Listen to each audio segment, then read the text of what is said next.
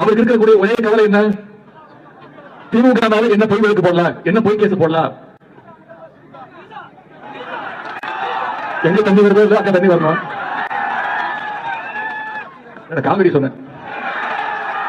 இல்ல ஒரு எதிர்க்கட்சி தலைவர் இதை விட எப்படி ஜாக்கிரதையா பேச முடியும்னு தெரியல. எங்க தண்ணி வந்தாலும் வராட்டியும் பரவாயில்ல, காவிரியில் தண்ணி வரணும்னு சொல்றாரு. இதுல ஒரு உள்ளர்த்தம் கண்டுபிடிச்சிருக்காங்க. அதாவது ஒருத்தவங்க பேசுறதுக்கு எல்லாமே உள்ளர்த்தம் கண்டுபிடிக்கணும் வைங்களேன். இப்போ இன்னைக்கு இன்ஸ்டாகிராம்ல சிஎம் ஆஃப் தமிழ்நாடு அக்கௌண்ட்ல இந்த போட்டோ ரிலீஸ் பண்ணிருக்காங்க. இந்த போட்டோவை பார்த்து நான் சொல்றேன்னு வச்சுக்கோங்களேன், எதிரில் இவர் உட்காந்துருக்காரு, எதிரில் இவங்க உட்காந்துருக்காங்கலாம் இவர் இவர் A1, இவர் A2, இவர் A3, இவர் A4, இவர் A5 இப்படி சொன்னேன்னா அதனால அதுக்கு உள்ளர்த்தம் இவர் அடிமை 1, அடிமை 2, அடிமை 2 அப்படி பண்றதும் தவறு. இவர் அக்யூஸ்ட் 1, இவர் அக்யூஸ்ட் 2, இது அக்யூஸ்ட் 3 அப்படி சொல்றதும் தப்பு. ஏன்னா அமைச்சர், இது அமைச்சர் 1, இது அமைச்சர் 2 அப்படி எடுத்துக்கிறோம். இப்போ நான் சொல்றதுலயாச்சும் ஒரு அக்ரோனிம் இருக்கு, அதை இப்படி வேணா எக்ஸ்பிளைன் பண்ணலாம். ஆனா இந்த மனுஷன் தெளிவா சொல்லியிருக்காரு காவேரின்னு. காவேரி ஈக்குவல்ஸ் த்ரிஷான்னு ஏதாச்சும் இருக்கான்னு, காவேரி எப்பறம் நீங்க த்ரிஷான்னு சொல்லுவீங்க?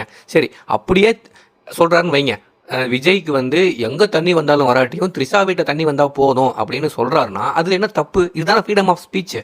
பேசுறீங்களா வாய் கிளியர் ஃப்ரீடம் ஆஃப் ஸ்பீச் அப்படின்னு. புரியுது இவங்க டெமோக்ரஸியோட லட்சணத்தை. டெமோக்ரஸிக்காக இவங்க போராடல, அவங்க ஏஜெண்டா வச்சுதான் போராடுறாங்க. Don't fall for this drop. எவ்வளவு சின்ன விஷயத்துக்கு அரெஸ்ட் பண்றாங்க பாத்தீங்களா? எவ்வளவு கொலைகள், எவ்வளவு ரேப்புகள்.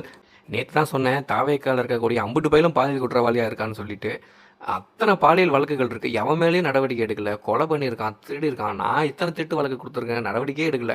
இப்படி மேடையில காவேரிக்காக பேசின மனுஷனையாடா நீங்க இன்னும் என்ன பண்ணிருக்கணும்னா, காவேரின்னு ஒரு பொம்பளையை பிடிச்சி கொண்டு வந்து பேர் வச்சு பொம்பளையை கொண்டு வந்து வச்சு கேஸ் போட்டுருந்தாங்கன்னா கொஞ்சமாவது கேஸ் வந்துருக்கும். நீங்க திரிஷான்ற பொம்பளையை கொண்டு வந்து இருந்ததால அந்த கேஸ் நிக்கல. Okay, let me expose Trisha அண்ணி a little bit.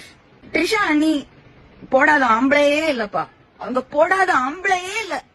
Can I tell you an incident which Vikram narrated to me? விஷாவே Vikram சொல்லிச்சான், இந்த பொண்ணுங்களை பிக்கப் பண்ணுவாங்கல்ல, நம்ம அண்ணி பசங்களை பிக்கப் பண்ணுவாங்க. 6 வருஷமா மூடப்படாத மெரினா இப்போ இந்த அரசாங்கத்தால் மூடப்பட்டப்ப கூட பொங்கி எழுறாத உடன்பிறப்புகள் இந்த விஷயத்துக்கு பயங்கரமாக பொங்கி எழுந்து சாதிச்சிட்டாங்க.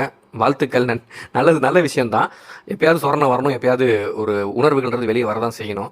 ஆனால் இந்த கைது நடவடிக்கை எப்படி இப்போ துஷ்பிரயோகம் பண்ணிட்டு இருக்காங்க பாருங்க. 41 பேரை கொண்டப்பவே இவனை அக்யூஸ்ட் 1 போட்டு இவனை அரெஸ்ட் பண்ணியிருந்தாங்க. அவன் திருச்சியிலேருந்து பறந்து போய் பங்களாவில் படுத்து தூங்குற வரைக்கும் அவனுக்கு பாதுகாப்பு கொடுத்து அமைச்சு வச்சிங்க.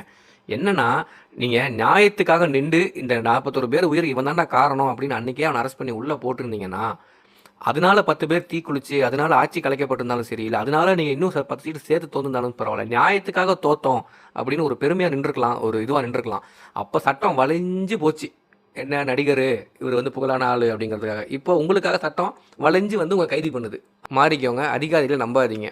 சார் இது உங்க பொண்டாட்டி தானுங்க சார்? பொண்டாட்டி மாதிரி என்னங்க சார்? பொண்டாட்டி மாதிரி சொன்னேன். மாதிரிக்கே இந்த மாதிரி டென்ஷன் ஆகி குதிக்கிறியா? அப்ப பொண்டாட்டியா இருந்தா ஒண்ணும் சொல்ல மாட்டேன்.